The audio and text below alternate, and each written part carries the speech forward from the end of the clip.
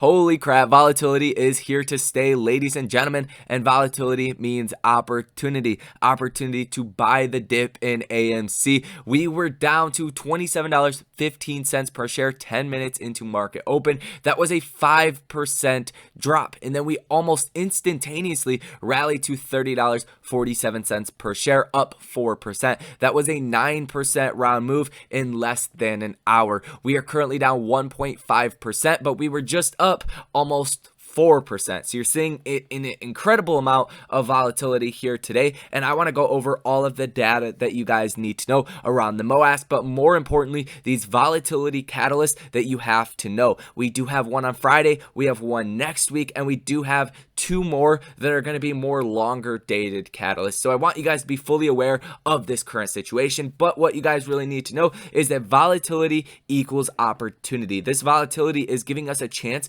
to buy more AMC shares at prices we never thought would happen. So hit that like button for me, consider subscribing to the channel, consider sharing this video if you guys get value out of it, and as always, check out the pinned comment down below. Go ahead, follow me over on Twitter, as well as the link for the buy and sell alerts. If you guys want access to all of my trades in real time, that is your way to do that, and we have been killing it over there. Now, like I said with AMC, very, very volatile. We were at $30.47 per share. That was the high that we hit for the day. Now we're at $28.61 per share, and we only have 8 minutes until market closes. So we're going to give you guys also the wrap, what happens at the end of the day. The last couple of minutes are very important because we do see high levels of volume that does, trade on any given stock the last couple of minutes. So that's going to be very important. Hopefully you guys stick around till the end to see that here with me. But overall, we are showing a lot of strength. The fact that we're not just cratering in share price with all of this volatility, because we are in a very much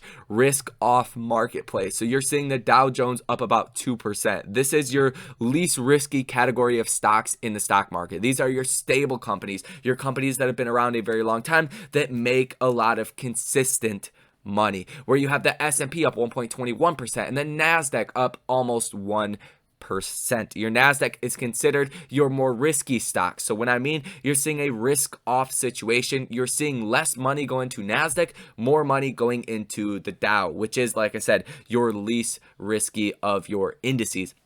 Now, that is very important to know because we're heading into a very volatile, uncertain time in the marketplace here right now. For one part of this, you're seeing tax loss harvesting. So you're seeing a lot of people selling out of stocks that they're down on to write that off on their taxes, which is also something that a lot of people can do. Check with your tax professional for your own situation on that. But that is helping to fuel a lot of this volatility. Now, as far as the catalyst that we do have here this week, we have the CPI numbers that are coming out on Friday. Bloomberg's estimates are 6.9% year-over-year inflation. These are numbers and levels that we have not seen since the 70s and 80s when interest rates were 20%. Those are insane interest rates. As we do know, the interest rates are at about 0% right now. That is the federal funds rate. Now, Jerome Powell is going to be speaking and making his FOMC announcements the 14th and the 15th. That falls next week on Tuesday and Wednesday. So depending on how the CPI numbers really come out, if we're over 6.9%, I do expect a lot of hawkish verbiage and potentially announcing some kind of guidance to go off of as far as raising interest rates. If this comes in much lower, I think you're going to get a more dovish response, and you're not going to see as, hawkish statements like we have to start raising interest rates immediately, we have to start tapering faster if that CPI number is lower. So hopefully that does make some sense, you guys. Those are the two big catalysts that we do have. Like I said, I'll say this again, CPI readings on Friday, and then Fed Jerome Powell's meeting the 14th and the 15th. This is having investors very on edge,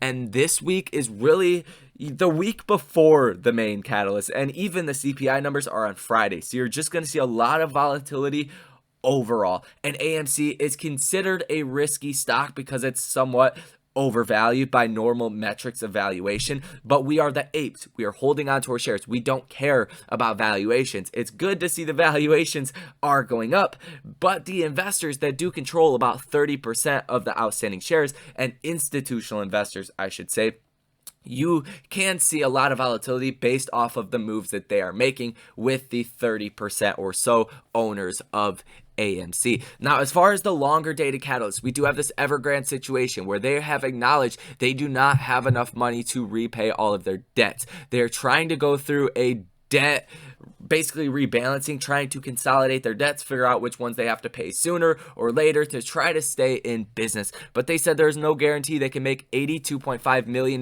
debt payments. Says creditors have also demanded $260 million repayment. Authorities summoned chairman, shares dropped 20% to all-time low, and disorderly collapse could ripple through the property sector. And that is very key for China. China real estate is very much in a bubble, has been for a very long time. But what happens in China happens in America, in the sense of if something like this happens in China, you're going to see fear in our markets as well. Like we just seen a couple of months ago, the fear levels for this in the American markets have died down, but I do think this is going to come back into play here in the next couple of months once we get more clarity on the situation of Evergrande over in China. So something to keep on your radar. Can definitely have a fear impact to the markets and send our markets down if that does develop.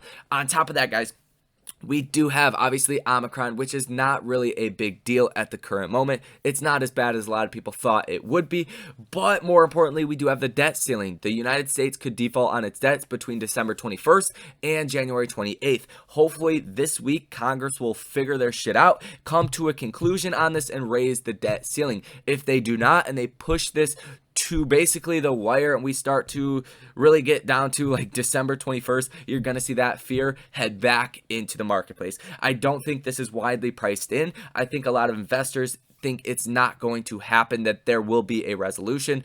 But if there is not, this fear will come back in a huge way. So I do think the markets are likely to go down heading throughout the rest of this week and ultimately to Fed Jerome Powell's meeting. If he announces something crazy, I do expect a sharp downturn in the markets, which will be bad in the near term for AMC, but it will be good in the sense of that liquidity that we've been talking about. The reason why the shorts have not been forced to cover when AMC was $70, $80 per share, they have too much money outstanding. Once their portfolio values go down, when the overall market goes down, their liquidity is crunched, and any slightest pop in AMC could trigger massive margin calls that these funds, these hedge funds, won't have the money to put into their collateral requirements for their AMC positions, ultimately leading to the MOAS happening a lot faster.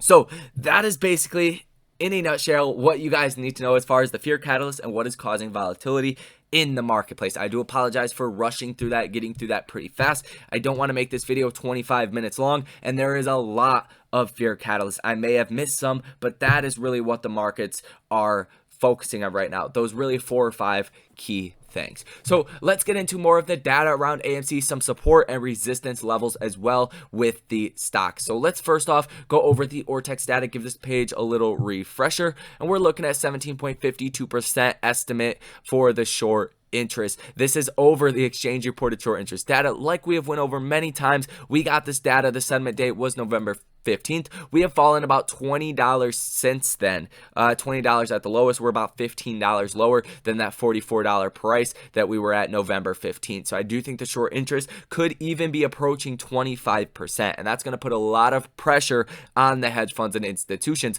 once that data does become public. I think hedge funds are likely to start betting, and by that I mean buying stock, buying calls, betting against the other short sellers in AMC, because 20-25% short interest, that is extreme short interest. And we do have a lot of things that are being announced from AMC that are incredibly bullish overall. Like we did get this NFT situation. I'm calling it an NFT dividend since it's impossible at the current moment to actually issue an NFT dividend as far as shares are concerned to shareholders of a company. We are supposed to get the FINRA announcement on this if a certain company can do this. I just Google searched it, and we should be getting the announcement for that to see if this will even be possible in the near term future. That could certainly be announced once you can actually legally do this. Hopefully that makes some sense to you guys. I do expect an NFT actual dividend for shareholders coming in the near term future. That will be a much bigger catalyst. But overall, giving out these free NFTs, I think, is a huge step in the right direction. It's going to cause some level of FOMO buyers to enter into the stock. Now, the share utilization is 76.11%, something that is basically a given. We've talked about this many times.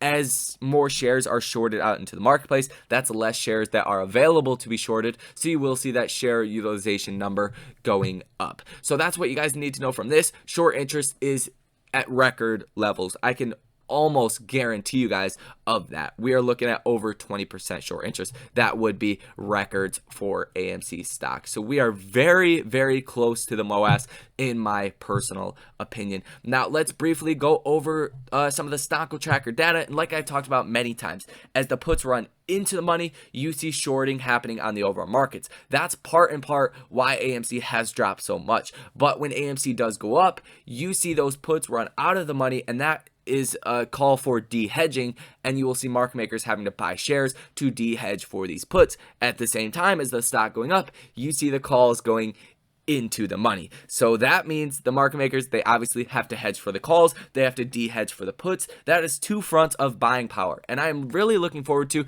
December 17th because we almost have 300,000 calls that are out of the money, 92,557 puts that are in the money, and only 18,555 calls that are in the money. So you do have a lot of open interest that could run into the money December 17th if the Fed does not take a very hawkish stance on the broad market. More importantly than that, January 21st, 2022 is the big day with already 112,000 calls that are in the money. That controls 11.2 million shares that will have to be fully hedged for by January 21st, 2022 if AMC stays at its current share price. And obviously we're going to be much higher than that by the time January 21st comes around. But we also have 354,000 calls that are out of the money. That controls 35 million shares that would have to be hedged for if all of these contracts ran into the money. So a lot of very exciting things to know from all of this data. It is literally a ticking time bomb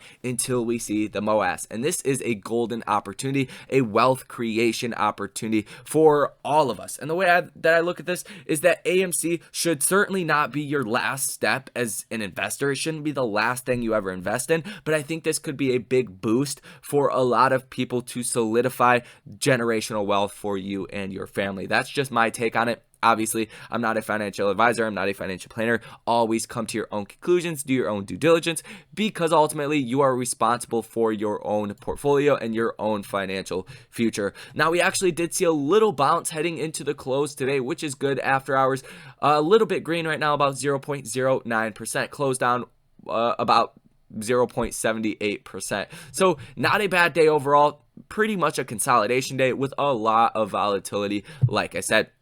Now watch for this line that I have drawn at about $28.20 per share. Just call it about $28. We did, once we fell under this, we shot right above this and never went under $28 throughout the rest of the day. So I think that's going to be a solid support level. Under that, watch $26.50 per share. We literally bounced right off of that. I actually have this marked at the wrong spot, but we did bounce right off of $26.51 last night, or I should say in the pre-market today. So all in all, great information to be portraying to you guys. Just expect a lot of volatility overall, especially because we have a lot of hedge funds that have short and long positions in AMC. A lot of money is going to be moving around throughout the rest of this week and heading into next week before Fed Jerome Powell's meeting. I cannot stress how incredibly important that is. We ultimately want to see the markets go down. So in the near term, expect some pain in AMC and then ultimately to see the MOAS shortly after that.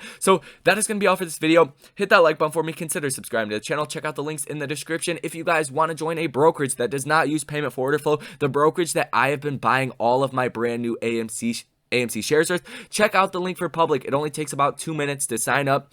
No deposit necessary to get your free share of up to $1,000. So check that out. Will Smith actually just invested in them. I thought that was pretty interesting overall. Great brokers to be a part of. So check all those links out. Links in the pinned comments for the buy and sell alerts and the link to go follow me over on Twitter. That is all for this video. Love and appreciate you guys. Thank you for watching. I will see you in the next one.